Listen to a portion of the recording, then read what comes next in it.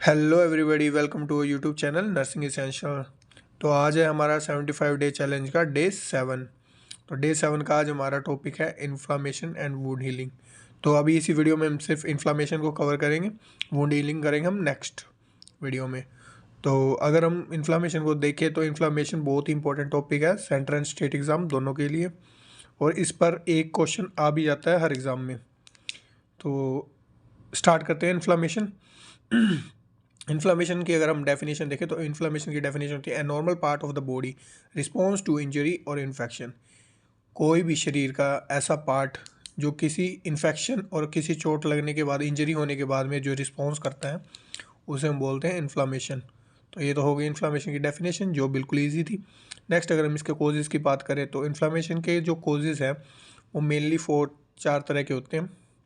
Firstly physical agent, किसी भी physically agent, सर्दी, गर्मी, रेडिएशन या किसी चोट या ट्रॉमा एक्सीडेंट करके अगर इन्फ्लामेशन होती है तो वो आ जाती है हमारी फिजिकल एजेंट्स के अंदर। नेक्स्ट अगर हम बात करें केमिकल एजेंट्स की, तो किसी ऑर्गेनिक और एंड इनऑर्गेनिक पॉइजन्स, किसी ऑर्गेनिक या फिर इनऑर्गेनिक पॉइजन के कारण अगर हमें इन्फ्लामेशन हो रही है तो वो आ जाती है हमारी केमिकल एजेंट्स के अंदर।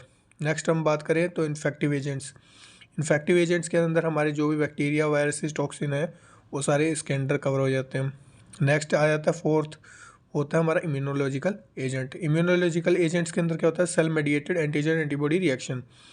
इम्यूनोलॉजिकल एजेंट के अंदर जो बॉडी की एंटीजन एंटीबॉडी रिएक्शन होती है, उस वजह से इन्फ्लामेशन कोज होती है, तो हो जाता है हमारा इम्यूनोलॉजिकल एजेंट। तो ये तो थे हमारे चार तरह के कोज इन्फ्लामेशन के। नेक्स्ट अगर हम बात करें science of the inflammation, inflammation के साइंस क्या है, तो सबसे पहला आया था हमारा कॉमन जो है रेडनेस। रेडनेस एक बहुत कॉमन साइन एंड सिम्टम है इन्फ्लामेशन का। And second one is swelling, and third one is heat, and fourth one is pain. ये चारों बहुत कॉमन साइन एंड सिम्टम है इन्फ्लामेशन के। इसके अलावा भी काफ़ी होते हैं, लेकिन मेनली कॉमन सबसे यही है। अगर आगे हम बात करें साइन एंड सिम्टम्स को, अगर थोड़ा डीपली अगर हम पढ़ने की कोशिश करें तो रेडनेस क्यों होती है? रेडनेस हो जाती है cause by dilation of arterioles and increase blood flow. जब भी इन्फ्लामेशन होती है तो वहाँ पे रेडनेस होती है। क्यों? क्योंकि रेडनेस क्यों होती है? वहाँ पे जो ब्लड फ्लो होता है आर्ट्रियोल्स का, वो इंक्रीज हो जाता है, आर्टरीज डायलेट हो जाती है। And next one is heat, increase the chemical activity and increase blood flow to the skin surface. अगर हीट के कारण इन्फ्लामेशन होती है, जो केमिकल एक्टिविटी होती है अपने बॉडी के अंदर, वो कोज होती है, देन इंक्रीज ब्लड फ्लो होता है, वो इंक्रीज हो जाता है स्किन सरफेस पे। नेक्स्ट हम बात करें स्वेलिंग की, तो स्वेलिंग में क्या होता है? Cause by accumulation of the blood and damage tissue cells. जो स्वेलिंग होती है वो किस कारण होती है? ब्लड के एक्यूमुलेशन एंड टिश्यू सेल्स के डैमेज होने के कारण। नेक्स्ट आया था हमारा पेन। पेन क्या होता है? Direct injury of nerve fibres and present of haematoma. किसी भी नर्व फाइबर्स के इंजरी में या फिर कोई हेमाटोमा अगर बन जाता है, खून का कत्था अगर बन जाता है, तो उसकी वजह से होता है पेन। लॉस ऑफ फंक्शन का अगर हम बात करें तो इसके अंदर आया था increase pain and swelling. Pain ज़्यादा होगा, स्वेलिंग्स भी ज़्यादा होगी। तो ये हमारे हो गए साइन एंड सिम्टम। नेक्स्ट अगर हम इन्फ्लामेशन के टाइप्स की अगर बात करें तो इन्फ्लामेशन के टाइप दो तरह के होते हैं, एक तो होता है एक्यूट, एक होता है क्रॉनिक। एक्यूट सिंपली अगर हम बात करें, एक्यूट होता है इट्स शॉर्ट टर्म ड्यूरेशन, ये शॉर्ट टर्म के लिए होता है, और जो क्रॉनिक होता है वो लॉन्गर टर्म के लिए होता है। एक्यूट के अंदर अगर हम डीपली अगर एक कुछ जाने तो एक्यूट इन्फ्लामेशन रिप्रेजेंट करती है द अर्ली बॉडी रिएक्शन। जो फर्स्ट जल्द से जल्द जो भी बॉडी का रिएक्शन होता है किसी भी इन्फ्लामेशन के लिए, उसे हम बोलते हैं एक्यूट इन्फ्लामेशन। इसके मेन फीचर्स क्या है? Accumulation of fluid and plasma at the affected site. जिस भी साइट पर इन्फ्लामेशन हुई है उस साइट पर अगर फ्लूइड और प्लाज्मा की एक्यूमुलेशन हो जाती है तो उसे हम बोलते हैं acute inflammation. And next one is intravascular activation of platelets. जो इंट्रावेस्कुलर वस्कुलर वेसल्स के अंदर जो प्लेटलेट्स होती हैं उनकी अगर एक्टिवेशन हो जाती है तो उसे भी हम बोलते हैं एक्यूट इन्फ्लामेशन के अंदर।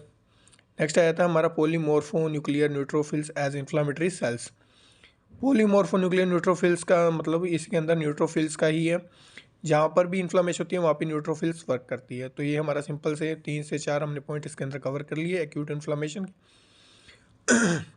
नेक्स्ट अगर हम बात करें तो आया था हमारा क्रोनिक इन्फ्लामेशन। क्रोनिक इन्फ्लामेशन क्या होता है? लॉन्गर ड्यूरेशन के लिए होता है। After the positive agent of acute inflammation persist for a long time.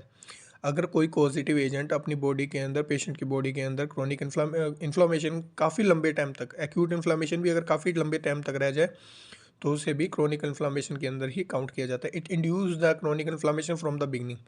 जब किसी भी एक्यूट इन्फ्लामेशन को अगर लंबे समय तक रखें तो वो क्रोनिक इन्फ्लामेशन बन जाती है।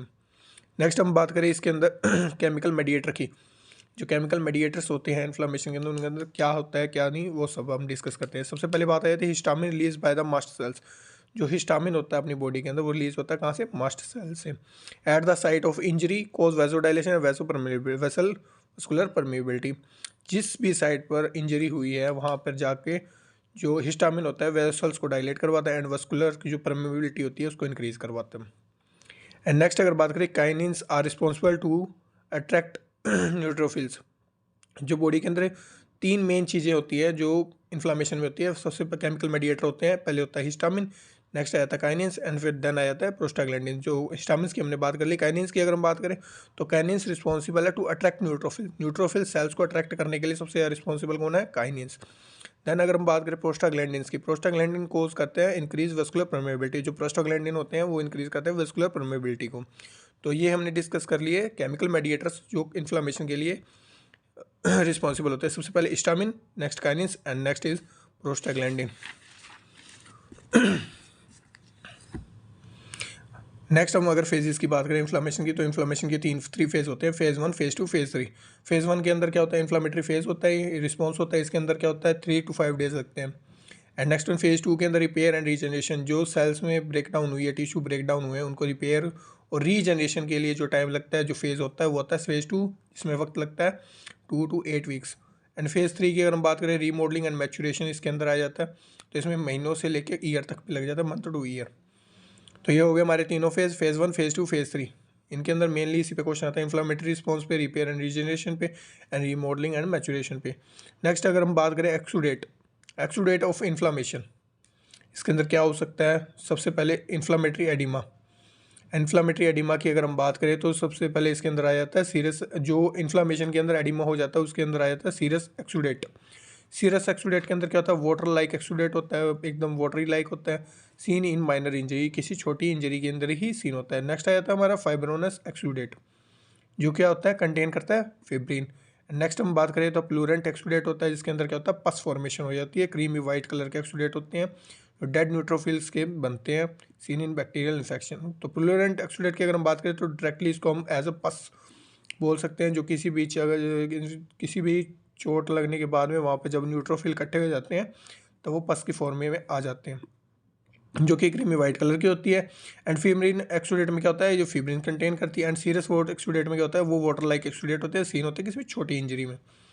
तो ये था हमारा आज का टॉपिक, जिसके अंदर हमने सबसे पहले डिस्कस किया इन्फ्लामेशन की definition, then cause of inflammation, then sign of the inflammation and type of inflammation, acute जिसमें थे एक्यूट एंड क्रोनिक इन्फ्लामेशन। फिर हमने बात की केमिकल मेडिएटर्स की, जो केमिकल मेडिएटर्स इन्फ्लामेशन के लिए कॉजेबल होते हैं और जो रिस्पॉन्सिबल होते हैं। फिर हमने बात करी फेजेस ऑफ इन्फ्लामेशन, तीनों फेजेस को हमने जब डिस्कस किया। नेक्स्ट हमने बात की एक्सुडेट इन्फ्लामेटरी एडिमा की। तो ये हो गया हमारा आज का टॉपिक। अभी इसी वीडियो के एंड में मैं आपको 5 क्वेश्चन भी दूंगा इसके टॉपिक के रिगार्डिंग। अगर आपने वीडियो अच्छे से देखी तो आप क्वेश्चन जरूर अटैम्प्ट करें और कमेंट में आंसर ज़रूर बताएं। और अगर वीडियो अच्छी लगी हो तो लाइक करें, सब्सक्राइब करें, शेयर करें और कमेंट करके बताएं नेक्स्ट वीडियो कौन से टॉपिक पे होगी। तो आज की वीडियो को हम यही विराम देते हैं और जय श्री राम, जय महाकाल।